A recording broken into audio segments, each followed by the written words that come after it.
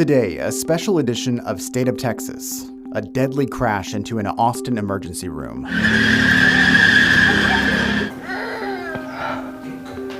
How do we prevent this from continuing to happen? Sparking local, state, and federal action to protect people at hospitals. These things are foreseeable, that they're predictable, and they're preventable.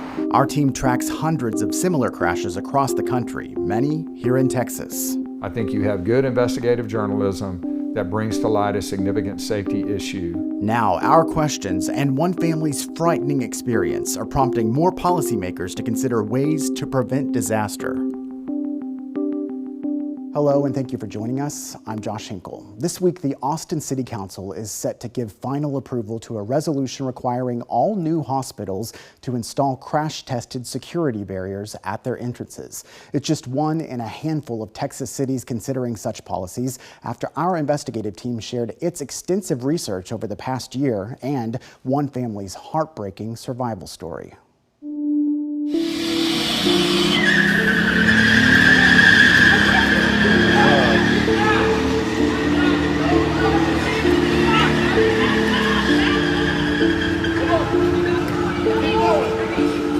I got a white Acura that drove through the entrance to the civilian side of the emergency room. There's no indication at this time that this is an intentional act.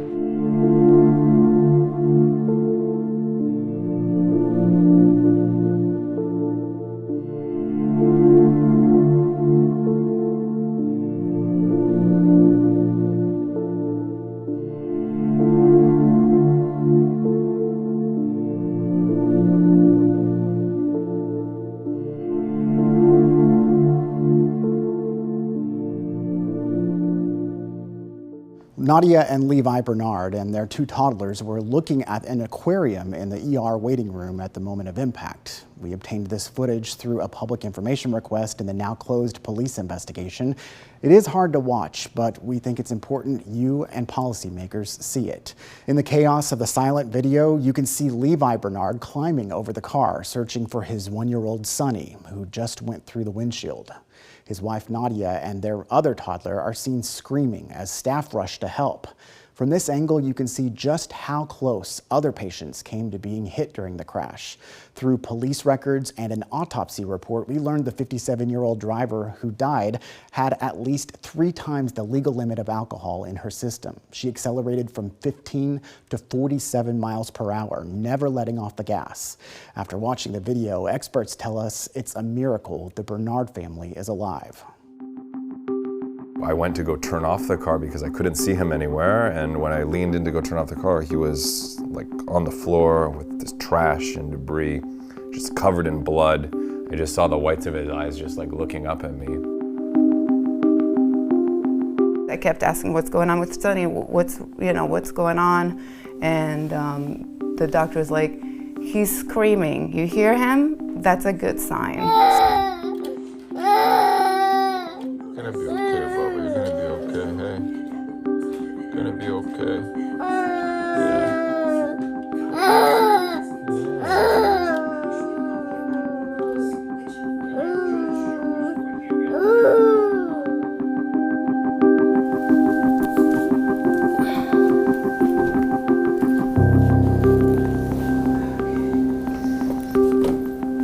Got it. Why did it happen to us? Why did we survive this? We really felt, considering the tragic nature of what happened, there were so many blessings that did occur. Something that it might be seen in some of the videos was the water. The vehicle, it had direct impact to a very large aquarium that really, I believe, saved lives as it absorbed the impact. And so, thank you. I thank God for intervening there and giving us that protection. Experts say that aquarium was not enough, and something else could have prevented this crash, something St. David's North did not have at its ER. Security barriers, also known as bollards, to keep vehicles from driving through. So our team went to work. So straight here, and then we're going to make a right at the stop sign.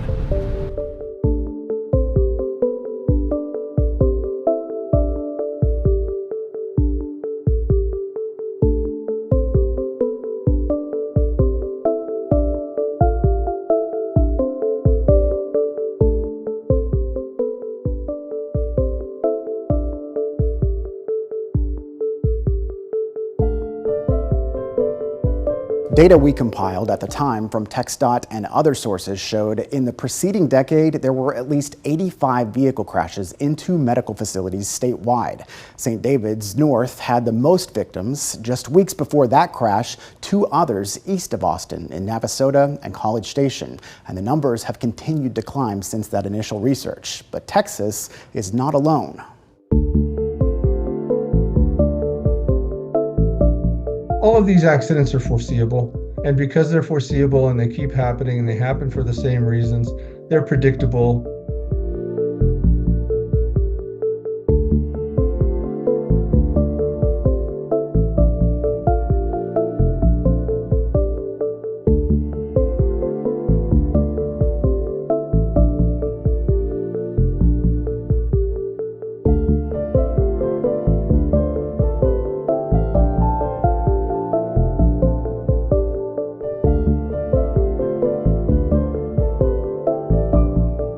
A Good Samaritan has grabbed Rio, the older son, and is trying to move him out of the way. And here, they are actually picking up Nadia where she was lying after being plowed over by the car. For my clients, the fact that this happened to them is completely unacceptable. And what they really, really want is for nobody else to have to go through what they've gone through. The Bernard family and the 5th person injured during that crash have filed a $1 million lawsuit against St. David's, accusing the hospital of gross negligence, saying security barriers, or bollards, could have stopped the car. The day after the crash, the hospital explained there were no bollards at its ER entrance, so wheelchair access was easier. In the months to follow, though, and after our questions, the hospital installed a dozen bollards at its entrance and replaced its CEO. Regarding the lawsuit, St. David's told us the safety of our patients and their families, as well as our employees and visitors, is always our top priority, and citing hospital policy would not comment on pending claims or litigation. Still, we learned there are companies pushing for new policies and safety improvements. At least one is testing a solution right here in Texas. That and the policies local, state, and federal leaders are crafting after our investigation. It's all coming up.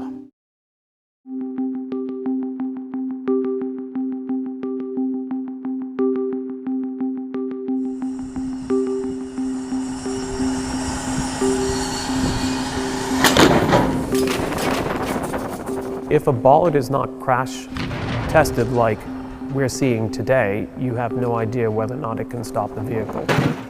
At what speed, what size vehicle, so that's the problem. So it could be useless? It could be completely useless, absolutely.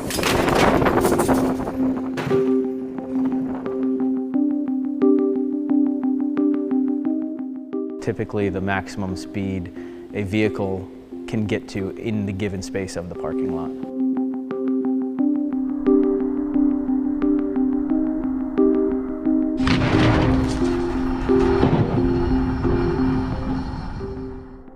Welcome back. That company you just saw says concrete snaps easier, but compare that to this previous test of a crash-rated bollard made of high-strength steel and stiffeners.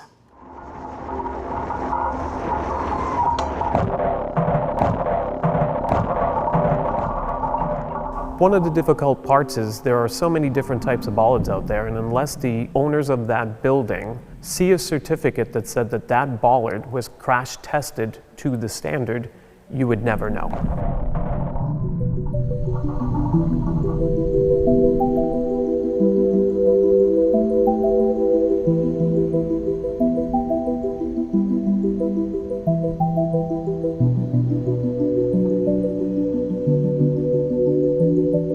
How are hospitals supposed to afford that? Yeah, again, I think we are asked this question all the time. It's just the cost of keeping their employees and the patients safe. So what would it take to require hospitals to install any bollards in the state? Yeah, in the state, the legislature would have to put a law in. With that in mind, investigator Matt Grant and our team sent our findings and reporting to every lawmaker on the Texas House and Senate Transportation Committees. Yes, and some of their offices responded and said they're reviewing what we discovered. And I know we'll hear from a state senator later who's looking at legislation to address this issue across Texas. Yeah, and we reached out to every hospital referenced in our reporting. At least one has installed a bollard and other safety features after our questions. And as we mentioned earlier, St. David's North, the hospital where the Austin crash happened, they installed a dozen bollards since then. One of the questions we've received, what makes a hospital so susceptible to these crashes? Well, the Storefront Safety Council tells us there are added risk factors involved in these crashes, specifically at medical facilities, because you have drivers that might be on medication, they might be in distress, injured, they could be suffering for an emergency. So there's all sorts of factors, but we've seen some crashes, police say, that were intentional and planned. In recent weeks, a car drove into a hospital ER in Maryland where at least one witness said it was intentional. And the driver in this case pulled out a knife and was arrested. Thankfully, no one was hurt. Of course, we now know the driver in that crash in Austin we've highlighted was drunk at the time, according to police and an autopsy and toxicology records. That incident in our reporting led a local councilwoman to promise to do everything in her power to make medical facilities safer. Matt, Austin wouldn't be the first place to consider policies surrounding bollards, right? That's correct. In the last decade, the Storefront Safety Council says it's worked to help pass local ordinances requiring bollards in business parking lots in 5 cities and counties. Josh, 3 of those were sparked by deadly crashes. And as part of our investigation, we reached out to other Texas cities where similar crashes have happened to show them what Austin is doing. And when we return, Matt shows us which cities are now considering new policies and why some could go beyond hospitals.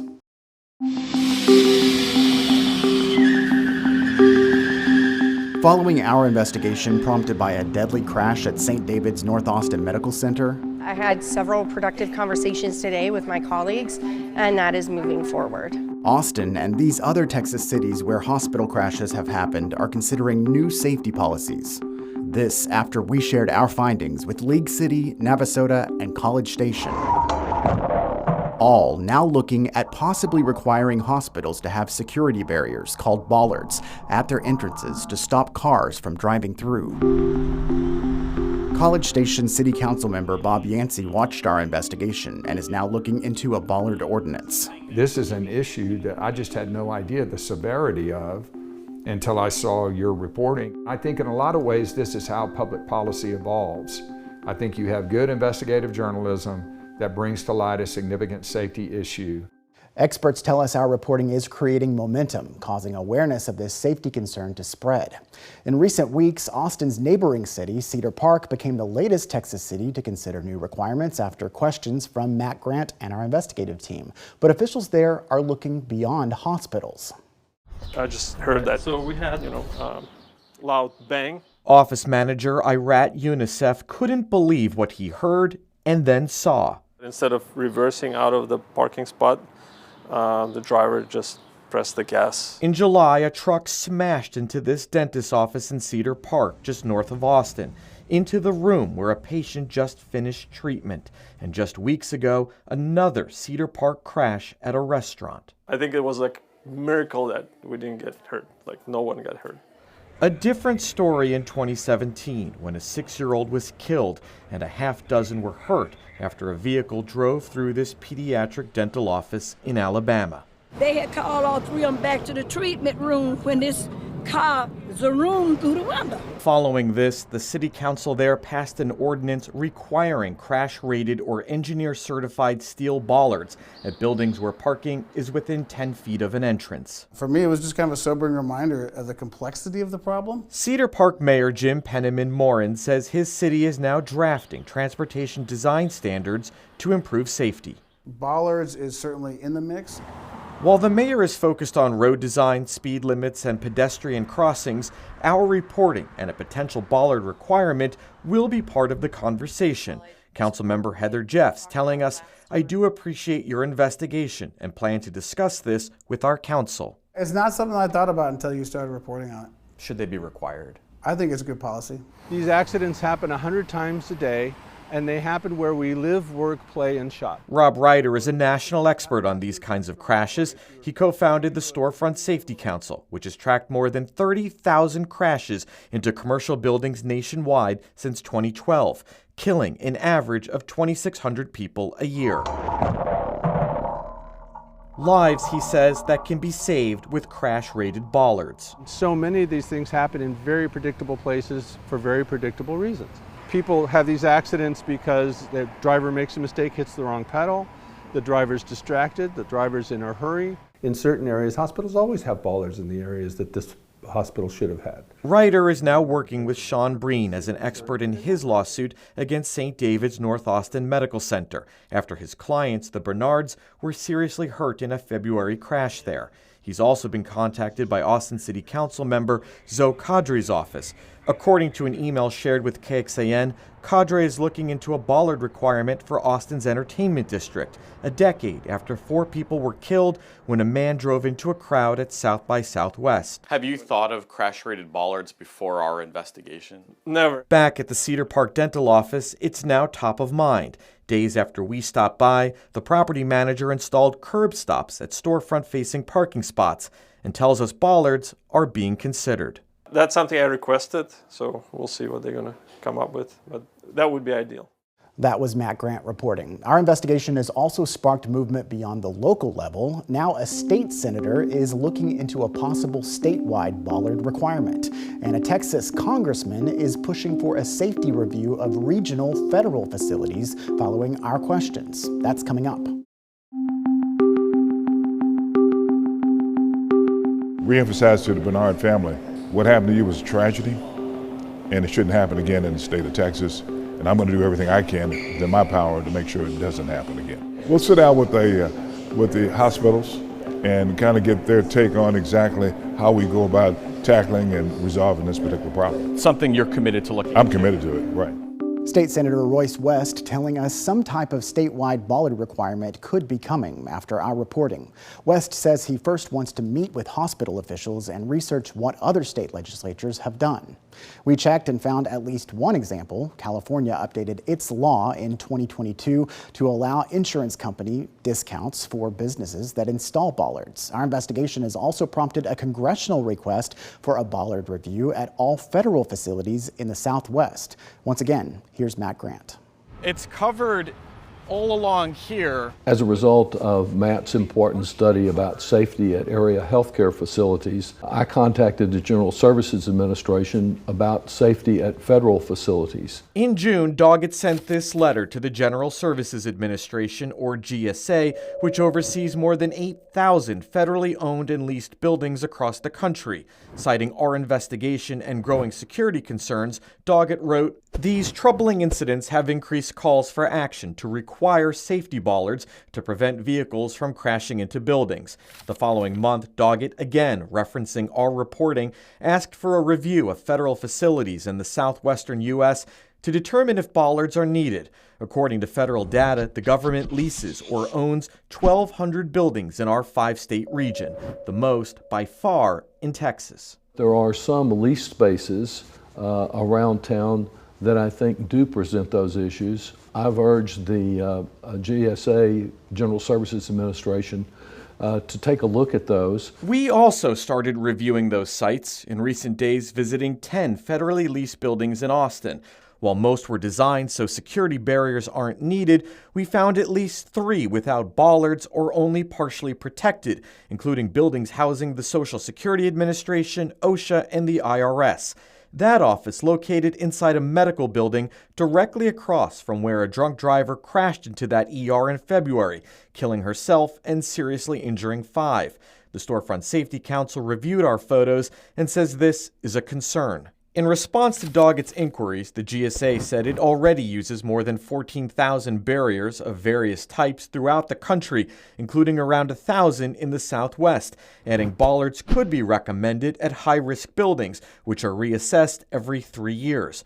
Doggett wants to see that review expedited. I think in view of the increased number of accidents, deaths, and injuries from lack of safety bollards, that GSA needs to act now. The fact that you're involved, pointing out these challenges and suggesting what the solution could be, can save lives and make a difference to so many of our neighbors. In a statement, the GSA says it shares Doggett's safety concerns, adding, for security reasons, GSA cannot disclose the specific details of this review process. While it's difficult to eliminate all potential risks, including those posed by vehicles, GSA owned and leased facilities incorporate countermeasures, building design features, or other natural barriers to help mitigate these risks. The GSA says it can't share specific details about when federal facilities are assessed, but says the security review schedule remains as strategically planned at this time. A spokesperson thanked our team for its attention to employee and visitor safety. We'll keep you updated on that and all of the pending policies we've highlighted today, including this week's resolution vote by the Austin City Council. Catch up and keep track of our continuing coverage online now, where you can find other interactive features about the more than 300 hospital crashes we've tracked across Texas and across the country over the last decade. Just look for the Preventing Disaster link in this story on this station's website. I'm Josh Hinkle. Thank you for watching this special edition of State of Texas.